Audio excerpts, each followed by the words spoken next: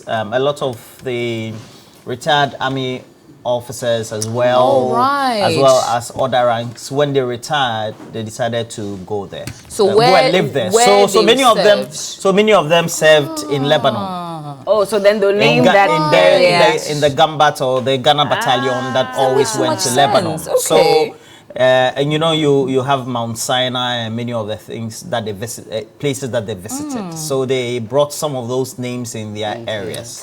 And at the time, some of those areas were not fully developed. Yes. I mean, it was very bushy, like the Spinters Road back in the day, 1990, for example, when we moved in, for example, was most of those areas. But now they've become, and like, for example, we have a new settlement called East Legon Hills. Yes. It's actually an extension of Ashaman in a way. Really? But because now bourgeois, you people go and live there, so you say that. Who are they, you people? You people, East Legon, because okay, so we've had a development of the estate industry in Ghana. Yeah. So now we have very much great studio apartments and some modern townhouses, and mortgages that are available. So you have to create a certain attraction. But if you look at, you can go through Ashaiman and go through to East Legon Hills. Yes. Oh, okay. And go through Apollonia City. The nice places that they sell for you and all that. Okay. So it's quite interesting the way. So if you want to go through those areas, so you go through Adenta and all. Where's Apollonia City? Apollonia City is I think behind Adenta. Yes, that area. Okay. But it's quite interesting. East Legon is just here. Yeah. East Legon Hills is actually back. Yeah, it is, right? After Ashalibuche. It's connected to Ashaman and to Adenta. No, you can connect so they're all connected to those places, and then you get to Dodowa, and then you get onto the Pond Road to Akosombo. So you can always, it's an interconnecting area. Yeah. So, when we began our democracy in 1992, Adentan constituency was part of the Ashaman constituency. No way. Yes. How amazing. The current Adentan constituency. But it's quite interesting the way, in order for the people to raise real estate prices or raise value in areas, they add hills to it. So East Legon, it became East Legon Hills to add value to it. And overprice it. Yes. Because you look at a $1 million house in Ghana, you look at the picture, you go and look at the area, very sandy, a bit dirty in the area, but nice apartment. And then you look at a $1 million house in California. Yes. And I think you and I were talking about it offset the other even day. in Texas or even in South Africa. Yeah. Or, well, Nigeria too has just sort of the same problems as us. And so, I mean, we have to be realistic. Our real estate industry has products that are overpriced. Yeah. A $1 million house in East Legon. You keep wondering, why do we have then sandy? But then again, they have patrons. People buy it. So if people didn't buy it, they would have had to reduce the prices. So the social status for a lot of people. I can agree. But the realistic issue is that landed properties are a good store value, especially in these times that the CD is worthless in a way. Because if you have 1 million Ghana cedis, why don't you go and buy an apartment if you can, if you can afford one? Because it would appreciate value. Exactly. Yes, not necessarily the building, but in terms even the land itself, the area where it is, etc. That's true. And it doesn't matter where you live. You could be living somewhere in Nima, and your land today will not be the same. Very expensive. And 20 years from today, we shouldn't be surprised if Nima doesn't exist the way it is. I think gentrification is catching up in so many different parts of the world. I remember years ago, I visited Cairo, and they were redeveloping the city. They were building a new Cairo. So you find the old city being cordoned off or redemarcated, and then a new Cairo was being built in the same area. So they were replacing some areas within Cairo and all. Now they're even building a bigger city far away from Cairo. So that's the Egyptian government. So honestly, we have to be realistic about the way we have to develop. And that brings in the issues about road tolls, etc. Exactly. Because immediately the roads minister, Mr. Makwata, good morning to you, decided to, alongside the finance minister, just to shut us off from paying road tolls.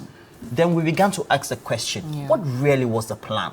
Honestly. Because if the replacement for the road tolls was e-levy, then somebody has to be telling us today, why we read the budgets in November, December, and then today, we're now going to approve rates. So we're going to amend an act that has already been approved to get rates. And after that, we have to ask a question. What will be collected? What will it be used for? Because it's going to be deposited in the road fund. What sort of road? I ply the motorway every day. And that road, built by Dr. Kwame Nkrumah, is better than the roads that have been built in the last 10 years. Yes. Because all the roads that have been built in the last 10 years, they've either been destroyed and we have to rehabilitate. And it's even a danger. Already the motorway is a danger to people. Yes. You know. It is. I don't know. I don't know. And if you look at the rates, we have to pay realistic rates. Yeah. If you have a vehicle and you want to apply the motorway, for example, then we have to pay. Are these rates even realistic, honestly? No. Because One city? you see, because it used to be one city. So let's look at the rates for all the cars. So for a regular car, we used to pay 50. So a 50 salon pesos, car yes. used to pay 50 pesos Yes. every time it went in or out of, then that the stretch or four-wheel wherever drives. it is. Now, if you're coming back with an increment and all you're adding 50 for regular cars is 50 pesos, and you're telling us that the reason why we had to cancel road tolls, apart from the fact that we all know that, it was causing a lot of traffic, there was pollution. Also, because we were not making enough money. Because I remember that even not the majority leader, I've forgotten his name, but one of the leaders in parliament on the MPP side. Now, he had come out to say that even that amount that we're making from the road tolls, we're still struggling to even find some to pay contractors because it was barely enough.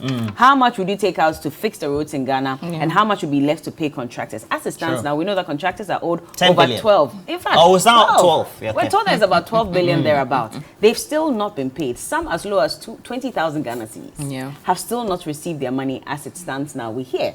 Now, if you come and tell us that we're increasing by just 50 pesos, what kind of research went into this decision to even increase by just 50 pesos? Because we're still way below what a lot of even other African countries are taking, because we had the lowest road toll rate on the African continent, and we're complaining that it was not enough to fix the problems that we're collecting the money for. If we're coming back and we're saying we're just adding maybe an extra 50 pesos per situation, is that going to be enough to fix these problems? Because we all know the challenges with roads. Aside that as well, we're all talking about digitization, okay? Yeah. We're trying to get rid of the cash system in our society, but we come back and we don't even have a plan as to how to even digitalize all our road toll booths so that people will not have to pay cash. Yes. Because again, there's a study that has shown that about 50% of the monies that are paid along these road tolls don't go to the government. Yeah. About 50% of that.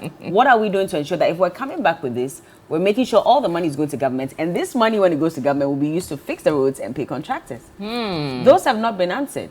And for me, that's where my problem is.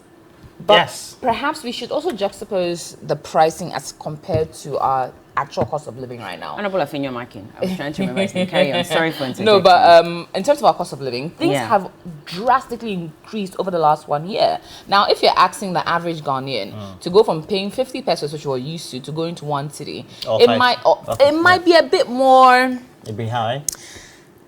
It is low on one side. It's low on one side, but it's also high on the other. And What's it might be priority? a bit insensitive to drastically hike the road tolls, But if you're moving from if you're 50 owning a pesos car, to 2 cities.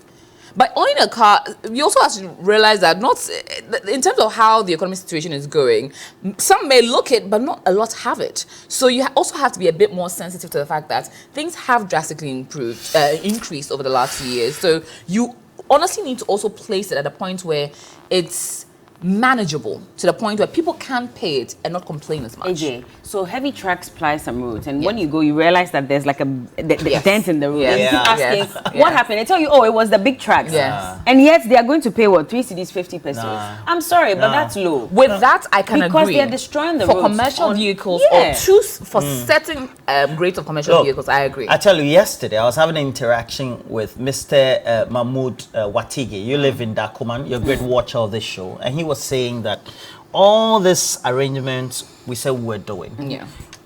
How are we positing it within a bigger plan? Exactly. Because if we say we want public-private partnerships, who are we ready to say that we're ready to partner Bella Construction Company Limited and the Ministry of Roads, or an entity or an SPV, for example, where the sections of the Accra-Kumasi Highway will be built by that PPP arrangement, and then tolling will be done. So that we know that if I'm going to collect my money for the next 20 years, the road that I build, I am going to maintain and build it in such a way that that maintenance is not going to be at a cost to me, and I can recover my money.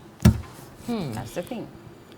Because the rate at which we're going, everything is on government. We have to build roads that last, and we have to put it in private hands. The private person, when he builds in such a way that he wants to maximize revenue, has a return on investment, and so there's a whole business case to it. So if I know that I'm going to build, and this is for me, I'm going to recover my money in 20 years. If I haven't recovered my money, there's no way I'm going to build a substandard road. How N1 even has potholes, only God knows.